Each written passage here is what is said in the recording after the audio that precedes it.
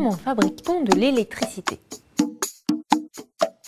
99% de l'électricité produite dans le monde est issue du même principe qui consiste à faire tourner une turbine pour transformer une énergie mécanique en électricité.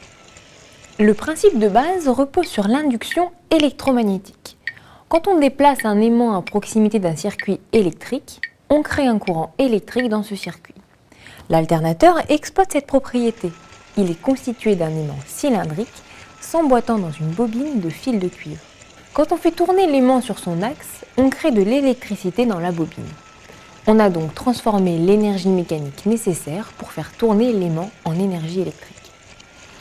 Pour faire tourner l'aimant, on utilise un système qui s'inspire des moulins à eau. On rend l'aimant solitaire d'une roue à aube que l'on fait tourner. La plupart du temps, ce n'est pas, comme dans les moulins traditionnels, l'eau ou le vent qui actionne la turbine, mais de la vapeur. Et oui, la très grande majorité de l'électricité est produite aujourd'hui avec la même technique qu'il y a 100 ans, des turbines à vapeur. Seules les méthodes pour produire la vapeur, c'est-à-dire pour chauffer l'eau, se sont un peu diversifiées. Les méthodes traditionnelles consistent à faire du feu pour chauffer l'eau. C'est la méthode utilisée dans la plupart des centrales électriques conventionnelles, avec comme combustible du charbon ou du pétrole ou du gaz.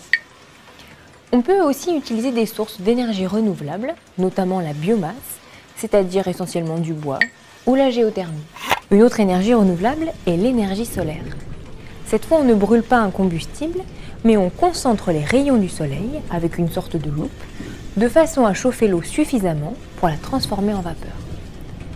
Enfin, dans les centrales nucléaires, c'est la chaleur provoquée par la fission des noyaux atomiques qui permet de transformer l'eau en vapeur et d'actionner les turbines. Mais on peut employer d'autres méthodes que la vapeur pour faire tourner une turbine.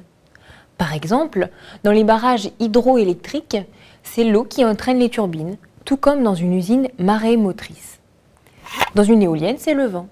Dans les centrales au gaz naturel, c'est souvent le gaz lui-même, ou plutôt les gaz produits par la combustion du gaz naturel, qui entraînent les turbines. Pratiquement toute l'électricité produite sur Terre est obtenue par transformation d'énergie mécanique.